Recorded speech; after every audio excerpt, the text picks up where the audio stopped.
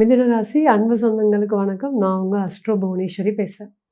இந்த மிதுன ராசியை பொறுத்தவரையும் சனீஸ்வர பகவான் வக்ரம் அடைஞ்சு ரெட்ரோகிரேட் அடைஞ்சு ராசிக்கு பயணிக்கக்கூடிய நாட்கள் எப்படி இருக்க போகுது?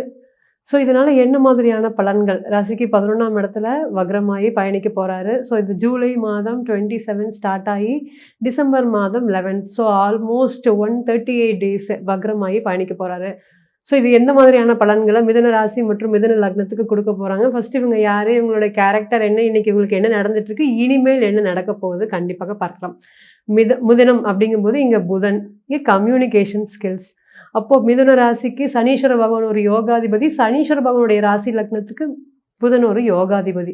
அப்போ இங்கே என்ன நடந்துட்டு இருக்கு? இத்தனை நாளாக கர்மஸ்தானாதிபதினு சொல்லக்கூடிய சனீஸ்வர பகவான் கர்மஸ்தானத்திலே உட்காந்துருக்காரு. அப்போ வேலையை நினச்சி தொழிலை நினச்சி நீங்கள் பயப்படாத நாட்களே இல்லை. எனக்கு வேலைக்கு போகிறதுக்கு விருப்பமே இல்லை, என்னுடைய குடும்ப சூழ்நிலை காரணமாக அந்த ஜாபுக்கு போயிட்டு இருக்கிற மாதிரி ஒரு சுச்சுவேஷன். ரெண்டாவது என்னன்னு கேட்டிங்கன்னா, எனக்கு பிஸ்னஸில் தான் உங்கள் எல்லாருக்குமே தெரியும், புதன் அப்படிங்கிறவங்க வந்து யார்கிட்டையும் அடிபணிஞ்சு வேலை செய்யவே முடியாது. அதை செஞ்சாலும் கொஞ்ச நாளம்தான். பிற்காலத்தில் ஒரு தொழில் தொடங்கலாம் அப்படிங்கிற எண்ணங்கள் எப்போவுமே உங்களுக்கு அந்த மாதிரி மைண்ட் செட். ஏன்னா அதுவே மார்க்கெட்டிங்க்கு உண்டான ராசி தான். அப்போ இந்த மார்க்கெட்டிங் உண்டான ராசி ஒரு இடத்துல அமைதியாக உட்காந்து வேலை பார்ப்பாங்களா அப்படின்னு கேட்டிங்கன்னா பார்க்க மாட்டாங்க. ஸோ தொழில் சார்ந்து அவங்களுக்கு எண்ணங்கள் மனசுக்குள்ளே ஓடிட்டே இருக்கும். அப்போ கர்மஸ்தானத்தில் இருக்கிறதுனால என்ன அப்படின்னா, அது எண்ணங்களாக தான் இருந்ததை தவிர்த்து அது செயலாக மாறாமல் தொடர்ந்து உங்களுக்கு தொந்தரவு கொடுத்துட்டே இருந்தார். அதே போல் கேஷ் ஃப்ளோ சம்மந்தப்பட்ட விஷயங்களும் குடும்பம் சார்ந்த திஸ் ஆர் தட். ஸோ குடும்பத்துக்காக வேலைக்கு போகிறதா இல்லை என்னோட சாட்டிஸ்ஃபிகேஷனுக்காக பிஸ்னஸ் பண்ணுறதா, இந்த ரெண்டுக்குமே வழி இல்லாமல் நிறைய ஒரு தொந்தரவுகளை கண்டிப்பாக கொடுத்துருக்காரு. இது 12ஆம் இடத்தை பார்த்துருக்காரு. ராசிக்கு 12ஆம் இடத்தை பார்க்குறப்ப இது வருமானம் இல்லை, இந்த தொழில் இல்லை அப்படின்னா நம்மளுடைய சுச்சுவேஷன் என்ன, நம்மளுடைய குடும்ப சூழ்நிலைகள் என்ன அப்படிங்கிற மாதிரி இதுக்கெல்லாம் பெரிய ஒரு கேள்வி கொடுக்கக்கூடிய ஒரு சுச்சுவேஷன் தான் இன்னைக்கு மிதுன ராசி அப்படிங்கிறத ஃபேஸ் பண்ணிட்டு இருக்காங்க. கிட்டத்தட்ட இன்னைக்கு பேசிக் எக்ஸ்பென்சஸ் அப்படிங்கிறதுக்கே ரொம்ப கஷ்டப்படுற மாதிரியான ஒரு சுச்சுவேஷன். என்னுடைய மினிமம் பேலன்ஸை ஒரு காலத்தில் நீங்கள் பாருங்கள், இன்னைக்கு நீங்கள் இருக்கக்கூடிய சுச்சுவேஷனில் எடுத்து பாருங்கள், எனக்கு மினிமம் பேலன்ஸ் மெயின்டைன் பண்ணுறதுக்கு எனக்கு ரொம்ப கஷ்டமான ஒரு சுச்சுவேஷன் இருக்குது. நான் உங்ககிட்ட தவிர்த்து வேற யாருக்கிட்டையுமே சொல்லாத விஷயங்கள் மேடம் அப்படின்னு கிளைண்ட் நிறைய பேர் நம்ம கிட்ட சொல்றாங்க. இதுக்கு எல்லாத்துக்கும் என்ன காரணம் அப்படின்னு கேட்டிங்கன்னா, 12ஆம் இடத்து சனீஸ்வர பகவான் பார்த்தது ஒரு காரணம். அப்போ பேசிக் திங்ஸ் அப்படின்னு சொல்லக்கூடிய ஒரு வீட்டை ஒரு ரெனோவேட் பண்ணவே முடியல, பேர் ஒரு வீட்டை ஒரு மெயின்டெனன்ஸ் பண்ண ஒரு கட்டுறாங்க, அந்த வீட்டை ஃபினிஷிங் பண்ண முடியாமல் ஒரு வாடகைக்கு விட்டுட்டு அந்த வீட்டில் இவங்க குடியிருக்கிற மாதிரி முடியாத மாதிரி ஒரு சுச்சுவேஷன் எல்லாமே இந்த காலத்தில் இவங்க நடந்துகிட்டே இருந்திருக்கு. இன்னுமே என்னன்னு கேட்டிங்கன்னா, 10ஆம் இடம் கர்மம், இது எல்லாமே என்னுடைய கர்மாவா, அந்த கர்மாவை அனுபவிக்கிறது தான் இன்றைக்கி நான் இருக்கேனா அப்படிங்கிற மாதிரி உங்கள் மேலேயே உங்களுக்கு நிறைய வெறுப்புகள் அப்படிங்கிறது தட்டப்படும். பாசிட்டிவிட்டியெல்லாம் அப்படியே தூக்கிட்டு போய் சனீஸ்வர பகவான் தூக்கிட்டு போய் ரொம்ப நாட்கள் ஆச்சு. இதெல்லாமே இன்னைக்கு நீங்கள் ஃபேஸ் பண்ணிட்டு இருக்கீங்க. இதெல்லாமே ஆல்ரெடி முடிஞ்ச காலம். இனி 11ஆம் இடத்துல எப்படி இருக்கு, இனிமேல் வரக்கூடிய ஃபியூச்சர் ஃப்ரெஷ் ஸ்டார்ட் எப்படி இருக்க போது நிச்சயமாக பார்க்கலாம். மிதுன ராசி அப்படிங்கும்போது ஃபர்ஸ்ட் இந்த ராசிநாதன் புதன். ஸோ கம்யூனிகேஷன் ஸ்கில் ரொம்ப ரொம்ப சூப்பராக இருக்கும். உங்களை அடிச்சுக்கிறதுக்கு வேற யாருமே இல்லை, தேவையே இல்லை.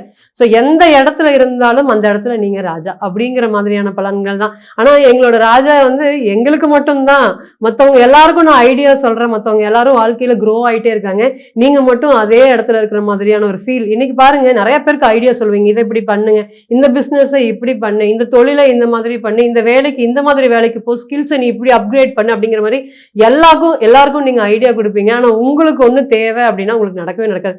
இன்ஃபேக்ட் ஒரு சின்ன ட்ரெஸ் வாங்க போறீங்க, இது வாங்கலாமா அது வாங்கலாமா வேற யார்கிட்டயாவது நீங்கள் ஆலோசனை பெற மாதிரி ஒரு சுச்சுவேஷன் இருக்கும். ஸோ உங்களுடைய முடிவு உங்களுக்கு எடுக்க தெரியுமா அப்படின்னு கேட்டிங்கன்னா எடுக்க தெரியவே தெரியாது. அதுவும் எஸ்பெஷலி சொல்லியே ஆகணும், மிதுன ராசி பெண்கள். ஸோ எப்பேற்பட்ட ஒரு சுச்சுவேஷன், ஒரு ஃபினான்ஷியல் லெவலில் ஒரு கஷ்டப்படக்கூடிய ஒரு ஆணுக்கு கல்யாணம் பண்ணி கூட்டிகிட்டு வந்தாலும் இவங்க படிப்படியாக அந்த ஆணுக்கு நிறைய ஐடியாஸ் கொடுத்து குடும்பத்தை அப்படியே சீக்கிரம் மேலே தூக்கிட்டு வரக்கூடிய கண்கூடான நிகழ்வுகளும் நான் ரீசெண்ட் டைமில் பார்க்கக்கூடிய ஜாதகங்கள் எல்லாமே என் மனைவி வந்ததுக்கு அப்புறம் தான் மேடம் யோகம். நான் என்னைக்கு ஃபினான்ஷியல் லெவலில் பெரிய அளவுக்கு வந்திருக்கேன்னா அது என்னோட மனைவி.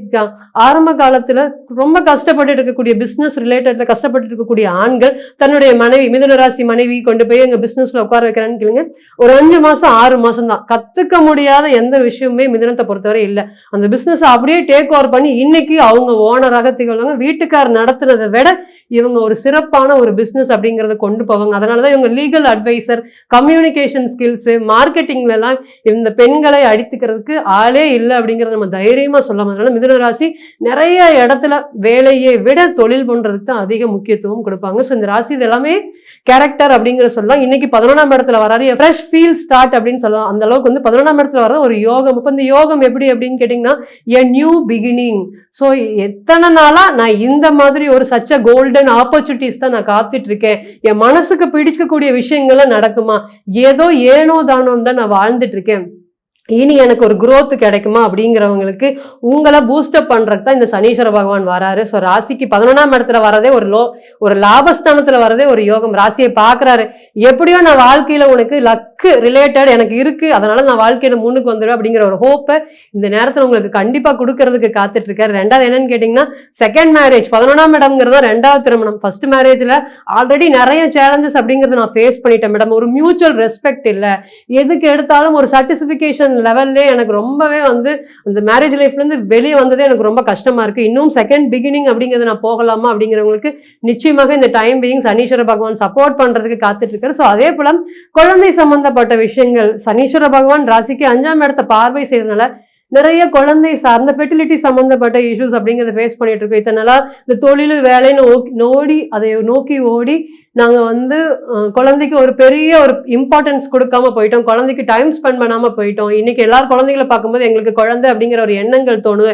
ஸோ திஸ் இஸ் கரெக்ட் டைமா ஃபார் குழந்தை கன்சீவுக்கு அப்படின்னு கேட்டீங்கன்னா எஸ், நிச்சயமாக இந்த குழந்தைக்கு ஒரு தலை சிறந்த ஒரு யோகத்தை கொடுக்கறதுக்கு காத்துட்டு இருக்கு. ஸோ குரு பார்த்த சனீஸ்வர பகவான் தான். சனீஸ்வர பகவான் இங்க குருவை ஆல்ரெடி ரெப்ரசென்ட் பண்றாரு. அப்போ குரு என்ன சனீஸ்வர பகவான் எங்க பலன் கொடுத்தாலும் அதுல பேக் அண்ட் சப்போர்ட்டாக நிச்சயமாக இந்த குரு இருப்பார் அப்படிங்கிற மாற்று கருத்துல. ஸோ ஃபெர்டிலிட்டி சம்பந்தப்பட்ட விஷயங்கள் ஃபேஸ் பண்ணிட்டு இருக்கேன், ரொம்ப நாளா நான் கன்சீவுக்கு வந்து பாத்தீங்கன்னா நான் ட்ரை பண்ணிட்டு இருக்கேன் அப்படிங்கிறவங்களுக்கு இது நேரம் நிறைய ஒரு பெரிய அளவுக்கு ஒரு growth பிளஸ் இந்த சைல்டுனால ஒரு யோகம். இந்த குழந்தை பிறந்ததுக்கு அப்புறம் தான் என்னுடைய வாழ்க்கையில முன்னேற்றம் அப்படிங்கிற மாதிரியான விஷயங்கள். இந்த குழந்தை கன்சீவ் ஆனதுக்கு அப்புறமே நான் ரொம்ப சந்தோஷமா இருக்கேன் அப்படிங்கிற அளவுக்கு ஒரு பெரிய பாசிட்டிவான பலன்களை நீங்க எதிர்பார்க்கலாம். அதே போல சைல்டு ரிலேட்டட் சொல்லியாச்சு, ஸ்டடீஸ் ரிலேட்டட் சொல்லியே ஆகணும்.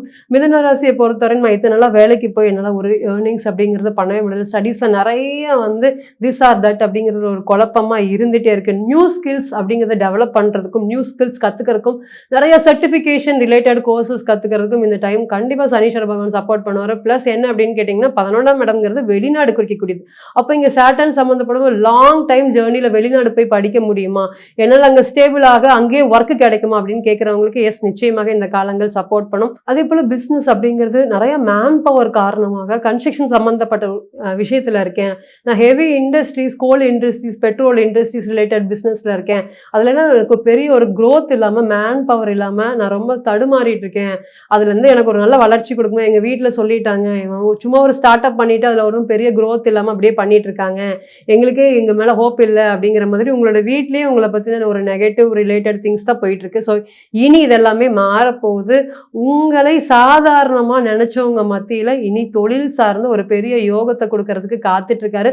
லீடர்ஷிப் குவாலிட்டி அப்படிங்கிறது பில்ட் பண்றதுக்கும் இந்த நேரம் உங்களுக்கு ரொம்ப அதிகமாக சப்போர்ட்டிவான காலங்களா இருக்கும். அதே போல ஹெல்த் சம்பந்தப்பட்ட பாதிப்புகள் எல்லாமே அயன் கண்டென்ட் தலைப்பகுதியில் குறிக்கக்கூடிய சனீஸ்வர பகவான் தலைப்பகுதி குறிக்கக்கூடிய காரகிரகத்தில் இருக்கிறாரு.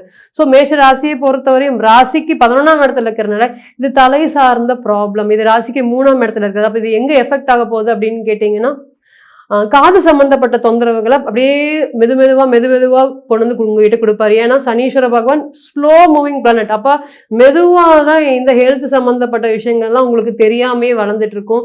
ஸோ இதை சார்ந்து கண்டிப்பா ஒரு Siddha or Ayurvedic related medicine நீங்க கண்டிப்பாக எடுத்துக்கணும். இந்த 11ஆம் இடத்துல இருக்கிறதுனால லாபத்தை நோக்கி ஓடி தூக்கத்தை மறந்துடாதீங்க. 3ஆம் பார்வையாக ராசியை பார்க்கற தூக்கத்தை மறந்துட்டீங்க அப்படின்னா இதனால உங்களுக்கு நிறைய ஸ்ட்ரெஸ் அப்படிங்கிறது கண்டிப்பாக ஏற்படும். So day to day life உங்களால எந்த ஒரு ஒர்க்கும் பண்ண முடியாம போகும். ஸோ யோகா அண்ட் மெடிடேஷன் அப்படிங்கிறது வந்து இந்த ராசியை பொறுத்தவரை மஸ்ட் அப்படிங்கிறத சொல்லலாம். இன்னுமே நிறைய வந்து ராசிக்கு பேஸ் பண்ணி பலன்கள் இருக்கு. ஸோ இதெல்லாமே எந்த அளவுக்கு லக்னத்துக்கு பேஸ் பண்ணி நீங்க யாரு, நீங்க எப்பேற்பட்டவர், இன்னைக்கு உங்களுக்கு என்ன நடந்துட்டு இருக்கு, அடுத்தடுத்து நடக்கக்கூடிய தசா புத்திகள்லாம் என்ன கொடுக்கறதுக்கு காத்துட்டு இருக்கு அப்படிங்கிறது உங்களுடைய பிறந்த கால ஜாதகம் மட்டுமே தான் பதில் சொல்றதுக்கு கடமைப்பட்டிருக்கு. ஸோ தனிப்பட்ட ஜாதகம் சொல்லக்கூடிய விஷயத்த எந்த ஒரு ராசி பலனும் சொல்லுமா அப்படின்னு கேட்டீங்கன்னா சொல்லாது. ஸோ தனிப்பட்ட ஜாதகத்தை நீங்க ஆலோசனை பண்ண விருப்பப்பட்டீங்கன்னா கீழே இருக்கக்கூடிய நம்பருக்கு கான்டாக்ட் பண்ணுங்க. நான் வணங்கக்கூடிய நரசிம்மர் உங்க எல்லோருக்குமே நல்ல வளமான வாழ்க்கையை ஏற்படுத்துற நான் நிச்சயமா பிரார்த்தனை பண்ணிக்கிறேன். மீண்டும் ஒரு பதிவில் உங்களெல்லாம் சந்திக்கும் வரை உங்களிடமிருந்து விடைபெறுவது உங்கள் அஸ்ட்ரோ புவனேஸ்வரி. நன்றி, வணக்கம்.